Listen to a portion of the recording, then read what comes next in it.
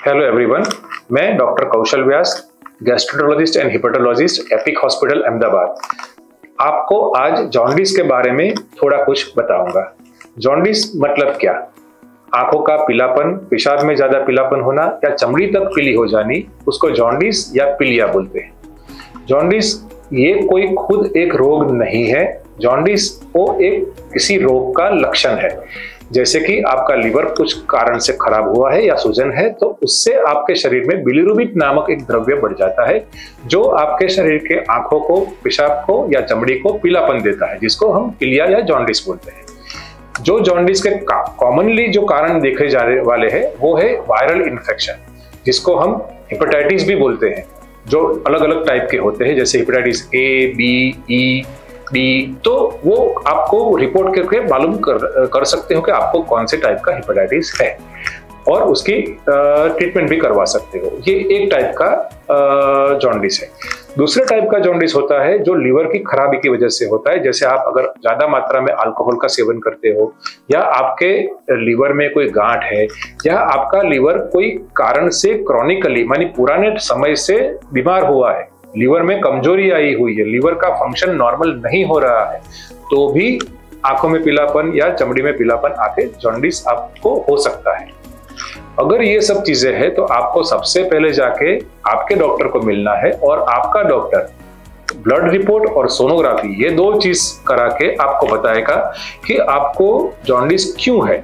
कभी कभी बिना लीवर की कोई बीमारी के भी जॉन्डिस होता है, जैसे कि पित्ताशय में पथरी होना।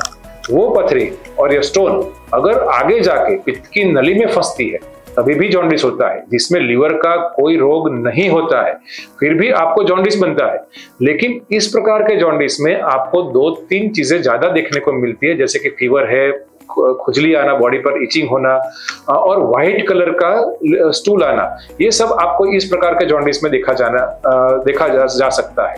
तो सबसे इंपॉर्टेंट है कि जॉन्डिस का ट्रीटमेंट करने से पहले या तो उसकी दवाई शुरू करने से पहले वो कौन से कारण से हुआ है वो जाने।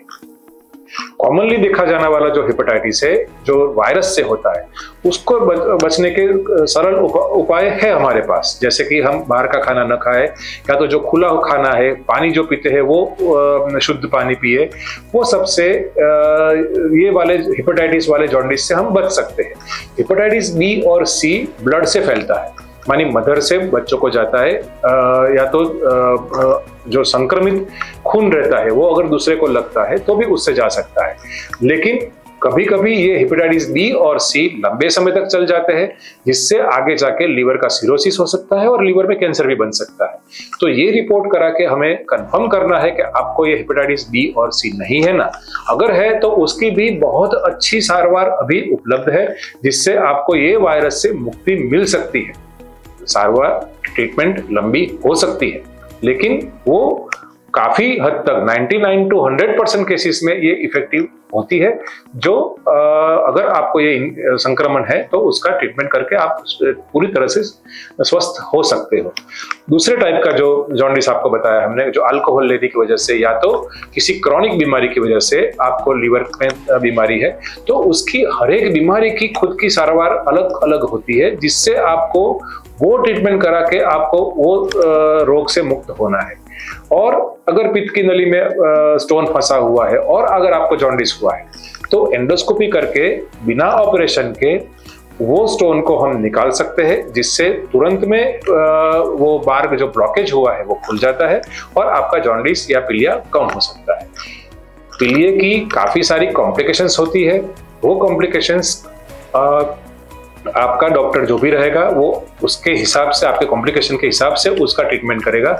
लेकिन अगर एक बार कॉम्प्लिकेशन होता है तो उसका मतलब है कि आपका ये जो पीलिया है वो सामान्य पीलिया नहीं है, वो कॉम्प्लिकेटेड टाइप का पीलिया है। तो उसके लिए जहां तक हो सके किसी ऐसी जगह पे जाना जरूरी है कि जिधर पीलिया की या तो लीवर की सभी प्रकार की सारवार और उसकी इन्वेस्टिगेशंस उपलब्ध है।